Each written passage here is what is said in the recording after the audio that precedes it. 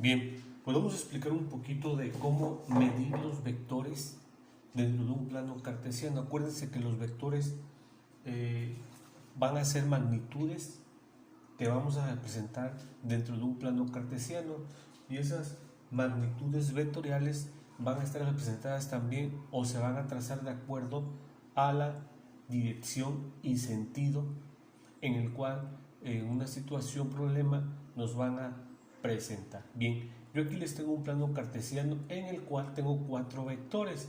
Les pongo 4 vectores porque vamos a trabajar uno por uno para que vean ustedes cómo de cierta forma vamos a ocupar el transportador cuando nos den un vector en el primer cuadrante, en el segundo cuadrante, en el tercer cuadrante y cuarto cuadrante.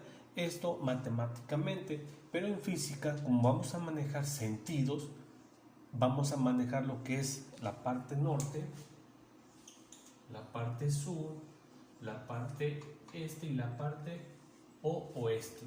Y acuérdense que en el primer cuadrante vamos a tener el sentido noreste, en el segundo cuadrante el sentido noroeste, en el tercer cuadrante el sentido suroeste y en el cuarto cuadrante el sentido sureste. ¿Esto por qué? Lo tienen que saber porque en los enunciados, en los problemas, nos van a decir el sentido que lleva cada vector. Bien, aquí lo más importante es saber cómo tomar el transportador para empezar a medir de cierta forma la dirección de cada vector. Bien, es muy importante que tengan su transportador a la mano. En esta ocasión yo el transportador lo voy a utilizar con el plumón para que vean ustedes cómo deben de medir. También es importante que ustedes vean o que conozcan que cuando manejamos el transportador, cuando medimos en el mismo sentido que las manecillas del reloj, el signo de esta medición va a ser negativo, pero cuando medimos sentido contrario a las manecillas del reloj, el signo debe de ser positivo. Bien, entonces vamos a medir la dirección que va a tener este primer vector. Para eso yo debo de colocar mi transportador de esta forma. Aquí acuérdense que el transportador tiene un punto medio el cual debe de ir aquí en el origen, y para medir mi primer vector yo debo de medir, pongo mi transportador de esta forma y debo de medir de esta componente X hacia donde está mi vector. Entonces ustedes colocan su transportador aquí y van a medir respecto a este componente X hasta donde está mi primer vector. ¿Sí? Acuerden, para las conversiones que me están solicitando de polar a rectangular, voy a ocupar solamente dos fórmulas donde voy a aplicar lo que es el coseno para X y el seno para Y. ¿Y cómo es esta fórmula? Bueno, si me están pidiendo la componente X, entonces debo de multiplicar, en este caso, la magnitud de este vector, la magnitud de este, que es una resultante, por el coseno del ángulo dado, que va a ser lo que mide aquí. Y para la componente Y va a ser igual el valor de la resultante por el seno de teta. Si ustedes toman la medición de aquí, así como se la estoy mostrando, el resultado de la componente X y de la componente Y debe de ser positivo. ¿Por qué? Porque las componentes rectangulares van a estar sobre este eje X con valores positivos y sobre este eje Y con valores positivos. Entonces, por eso se debe de tomar en consideración la medición de esta componente X hacia este vector. Ahora, ¿qué pasa cuando el vector está en el segundo cuadrante? Bueno, como podemos ver, las componentes rectangulares, ¿sí?, van a estar sobre valores negativos y sobre valores positivos para y. Negativos para x y positivos para y. ¿Qué es lo que debo de hacer? Bueno, ahora coloco el transportador de la misma forma y voy a medir de la componente x hasta donde está mi vector. ¿Sí? Entonces, ¿qué quiere decir? Que yo voy a considerar cuánto mide de aquí hasta acá los grados que yo tengo y le voy a sacar el coseno y el seno. Y si yo tomo los grados desde aquí hasta donde está mi vector, cuando haga las operaciones para encontrar x, el resultado me va a dar negativo, y para cuando encuentre y, el resultado debe de ser positivo.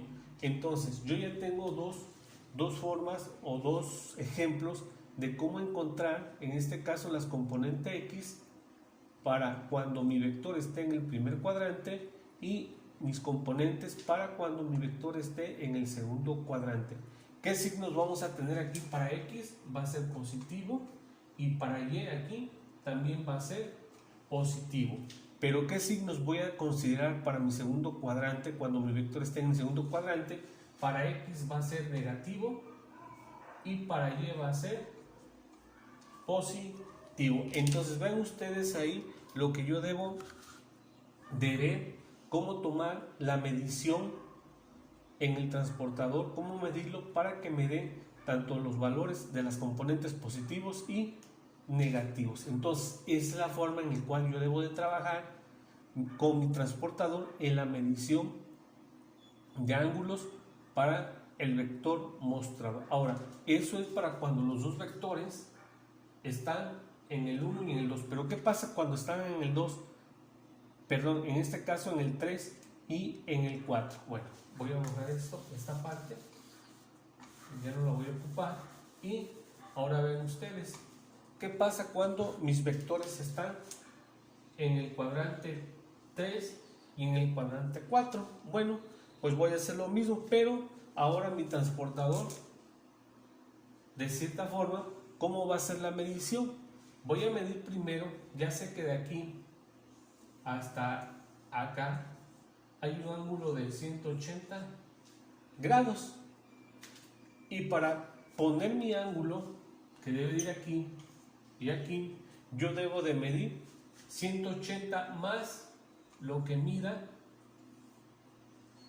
en este caso, el ángulo total, 180 más lo que mide aquí, y ese es lo que voy a tomar yo para poder obtener el coseno. Y si se dan cuenta, el resultado de esta x, como el vector está en mi cuadrante 3, los valores para x deben de ser negativo, para y debe de ser negativo y para x deben de ser negativo, tomando la medición de mi ángulo desde esta componente x hasta encontrar mi vector. ¿Sí? Entonces, esa es la medida que yo voy a considerar para poder sacar la componente x y la componente y para ese tipo de vector que se encuentra en el cuadrante 3, donde los signos de las componentes deben de ser ambas negativas. ¿Y qué va a pasar con este vector que está en el cuarto cuadrante? De la misma forma voy a tomar la medición de mi ángulo, todo esto hasta acá, más hasta encontrar mi vector. Entonces, para este cuarto vector yo voy a considerar toda esta medición hasta encontrar mi vector. Para este caso yo ya tengo 180 grados, volteo mi transportador de esta forma, lo volteo hacia abajo y complemento la medición desde aquí hasta acá. Entonces yo voy a considerar esa medición para poder obtener coseno y seno de este vector que está en el cuarto cuadrante. ¿Y qué signos deben de tomar estas componentes? Para y debe de ser negativo y para x debe de ser positivo. Entonces, esa es la forma en que debo de trabajar los ángulos para poder colocarlos en la fórmula y así poder obtener las componentes. Hay veces en el primer cuadrante yo puedo considerar, en este caso, si yo tengo un vector en este primer cuadrante, yo debo de considerar el ángulo que me están dando de esta forma. Un ejemplo, si yo tengo una resultante aquí de 100 y tengo un ángulo de 42 grados, entonces para obtener el coseno y el seno puedo tomar este ángulo de 42 grados que me lo están marcando aquí. Pero ¿qué pasa si me están dando ese ángulo? No me marcan este ángulo, me marcan de este lado, me dicen que de este lado tengo 20 grados. Entonces, ¿qué ángulo voy a considerar para ponerlo aquí en coseno y seno de 30? Ya sé que aquí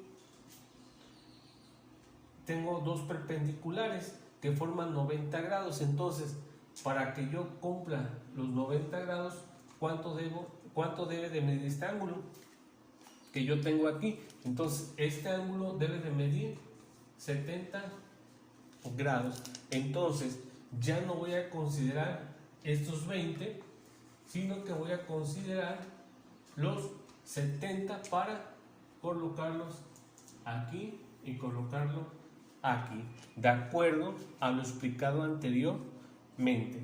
¿Qué pasa si de la misma forma yo tengo un vector trazado, pero no me dan la medida de este ángulo? Me van a dar esta, nada más que sería de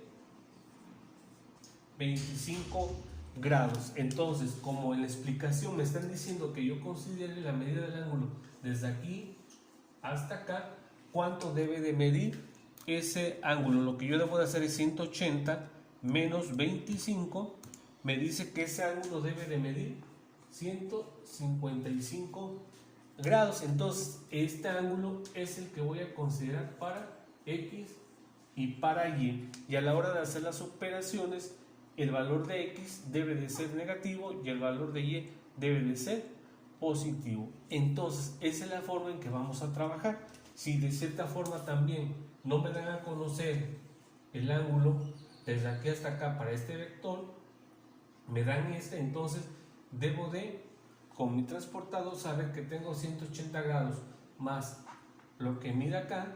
Entonces yo debo de saber con cuál voy a trabajar para colocar aquí. Entonces es muy importante que ustedes tengan presente esta situación para que cuando hagan las operaciones los signos los consideren, aunque ya sé que el valor de X sobre del origen a la derecha son positivos, del origen hacia arriba son positivos, del origen a la izquierda son negativos y del origen hacia abajo son negativos. Y esa es la forma en que de cierta forma deben de trabajar ustedes ese tipo cuando sea de conversión de polar a rectangular.